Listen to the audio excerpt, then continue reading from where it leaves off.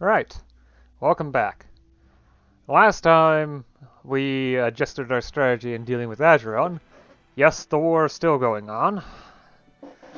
Pate doesn't seem to want to stop it for some reason, even though their own enthusiasm is also low.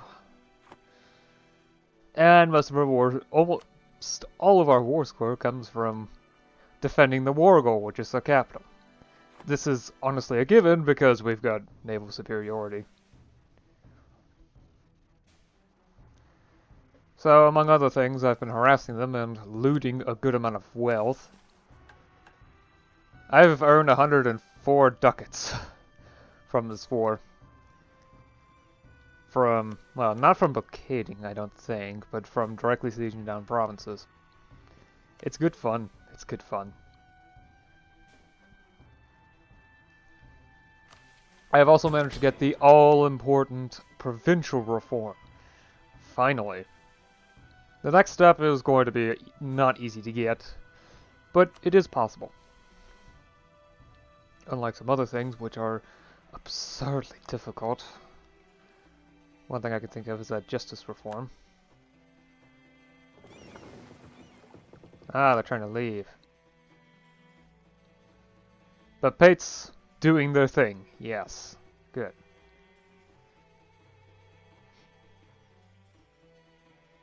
I just hope Pate knows to defend Tonga.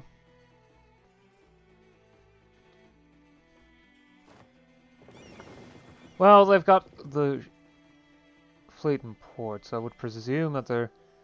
Yep. They're heading in to make sure it doesn't do that. That single army's... Good. I've had bad experiences with the AI doing stupid decisions, but who hasn't? This, however, is definitely smart. There's a stupid decision, in fact I have dealt with stupid decisions last episode in which Pate wasn't willing to allow this to occur. Caravels! Unlocks, well, trade range plus 50, settler growth plus 2, unlocks a wide variety of ships, including galleys. Wow, wide variety of ships, but it shows the same ones for every... It shows all of them that are possible. For me, I got a caravel. That's literally it. Might upgrade my light ships later. For the moment, though, they're kind of busy. A bit too busy. What is your Laverts doing? And Sabir seems to be falling apart again.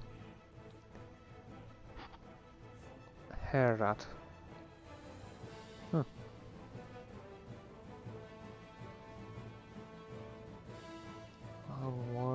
Oh. That country. I thought it was called Transoxiana, but I guess it's not an M2 3.0. Okay. Or maybe they changed the name. Sense, because I remember it being under a different name. Tack changes. Woo.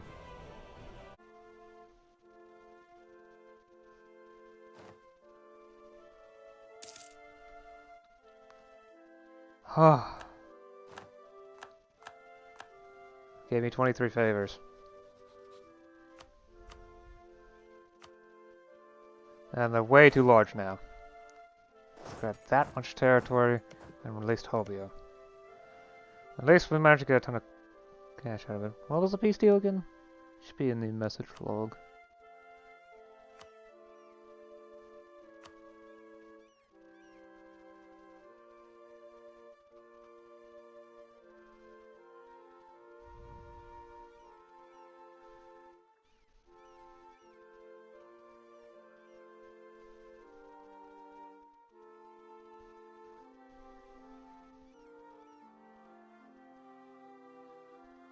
I got 195 ducats, bunch of inflation. 7.5 prestige. Well, I get 5.7 prestige.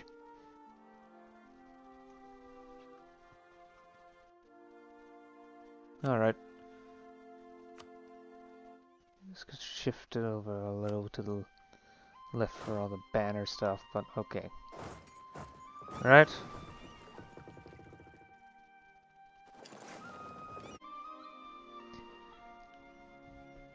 I mean, there is some major problems, for example, with meritocracy. I have to get absurd quantities of certain things. If I look at how expensive certain reforms are, yeah, which one was it that was absurdly difficult to get? It was one of the ones that require 3. Means of recruitment.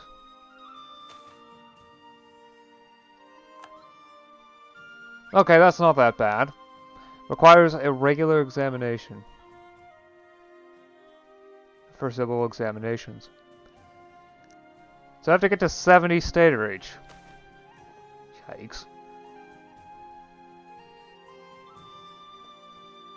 Of course, considering that it has basically been stuck in China, it's now slowly moving to here. And, well, it's basically stuck in China, Korea, and Turkey, as far as I'm aware. It might be in... it doesn't look like it's Japan. Huh. And the only places where it's been spreading outwards is here. Saying that if I want to get meritocracy, I'm going to have to invent it myself. So 70 state reach. So, however, there's also something else. I need to get to civil examinations level 2. And civil examinations level 2. Here it's 1. Level 2 requires... okay, it requires 40 bureaucratic influence, 50 state reach, means of recruitment, organized hierarchy. Well, so, means of recruitment 1, bureaucratic hierarchy 1, neither of which I have. The realm capital requires capital infrastructure and a higher center of learning, important center of learning, or higher. And then either meritocracy or 60 executive authority, level 3 capital infrastructure. It's taking forever for me to save up for 1 level, and it wants 3. I cannot do that. Not easily. It would take absurd amounts of investment plus huge quantities of state reach. Ah, I figured this would happen. The realm's judges breathe a sigh of relief. An even better heir. Wow. I actually like the current alignment. It has all the important leaders. Well, all the important people involved. All the important factions. There, that is the best way to put it. Let's actually... is it worth the cost? Not really. Let's just leave it for now. That would be the bureaucracy, which is my favorite faction. No bias here whatsoever. The nobility and the burghers. The nobles are getting stronger. It is starting to get annoying.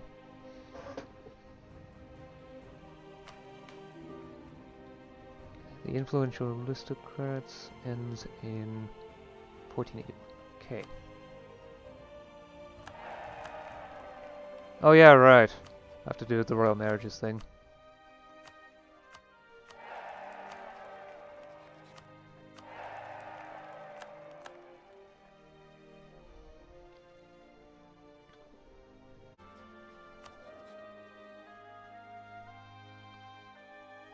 Calm is nice. I honestly think that the next ruler would be really good to have. In fact, shouldn't executive authority be increasing? Yeah, well, It seems like institutional authority is increased.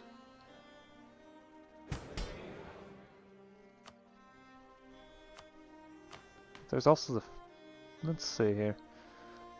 Executive power, 61.1% authority. Does that mean 65 executive authority? Okay, so it must be that executive power number, based upon that executive power number. So if I get enough put together, then I can do that. Specifically free the peasantry.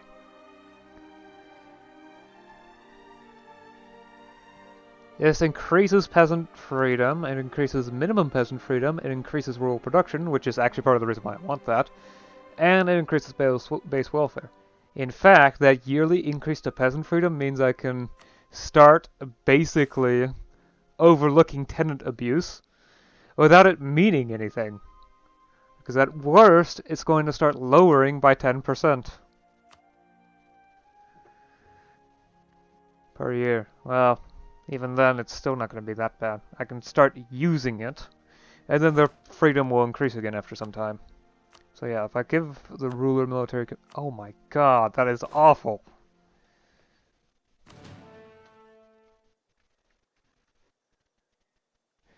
Okay, yeah, that is really awful. 1110. Okay, so just leave him to drill, and he'll have a slightly higher likelihood of dying just because the army's drilling. Drilling accidents happen, after all. Of course, there's also a decent chance of him getting a pip because he's just so awful. About 7% chance of skill increase each year.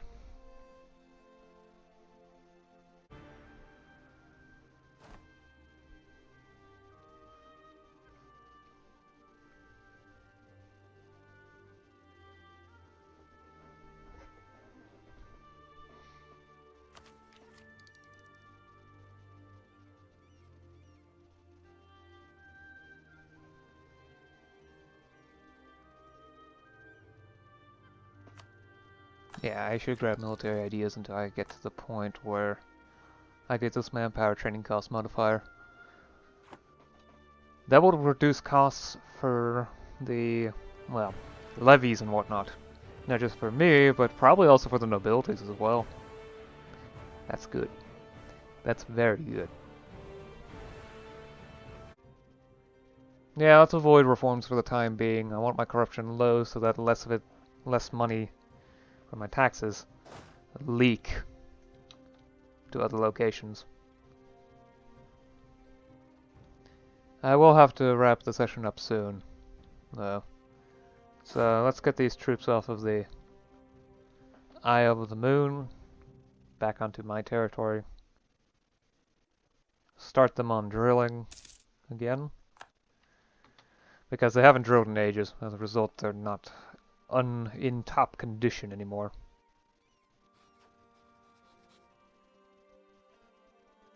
Just improved enough, I guess. That or my development increased by 1 or something. Malindi is now a vassal. And that removes the penalty for distance between borders. So Pate is almost guaranteed to be willing to become my vassal.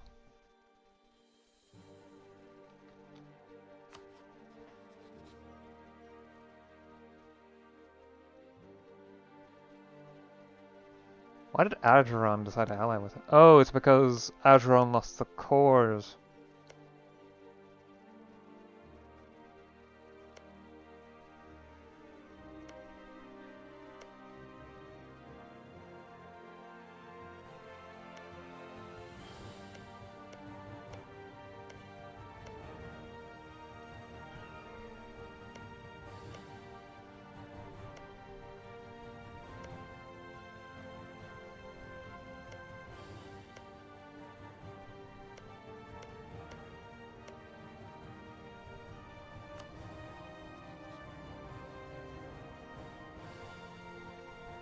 Yeah, let's go to the month's end and then finish up.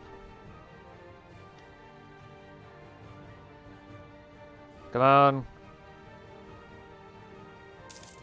There we go. So, the war ended with Ajuran. Pate decided to actually take more provinces than I expected. Not only the core provinces, but 2 additional provinces. Alright then. They also decided to release Hobyo and ask for a huge quantity of wealth. I think I'm still dealing with the inflation from that. It's going to start slowly reducing. I could use points to reduce it directly, but I don't feel the need. Oh yeah, right, the raise more taxes then. Not right now.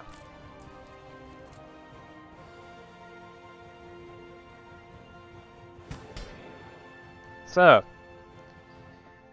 among other things, well, I didn't do anything here beyond lower autonomy rapidly. It's getting really good.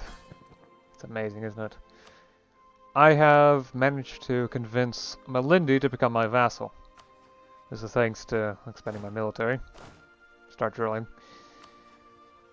And Pate is willing to do so once I've brought their relations up to the amount. With Malindi under my control, the distance modifier has been removed completely.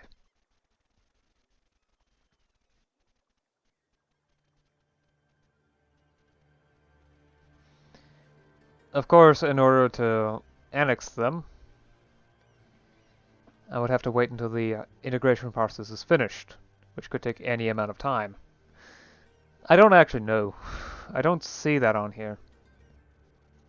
Maybe I've probably already done it for this vassal. Yep. And it's already begun for this. So, base integration speed. Subject type, 0%, governmental differences. Overlord diplomats. The more diplomats I have, the better. There's also liberty desire, diplo annexation costs, the more expensive, the harder. Religious group and cultural group. So those heathen religion and different culture groups shouldn't be the case. It could be different culture might have an impact, but I don't know. Liberty desire may also have an impact. Their opinion should be high since I diplo vassalized them. Yep. Liberty desire is going to stay high because I'm going to be juggling 5 different vassals at once. However, as I integrate them over time, I'll almost certainly start with Malindi due to how close they are, because my capital's here. I might do Quelimane after that, because I'm going to have to start annexing the subjects eventually. Because I may as well put them directly under my control. Eventually, because I need to do something. I can't rely on them all the time. Of course, for now, that's about it. The Mamluks are continuously terrifying. They do seem to be slowly eking their way downwards, although they've lost their capital to a reactionary warlord, so yeah.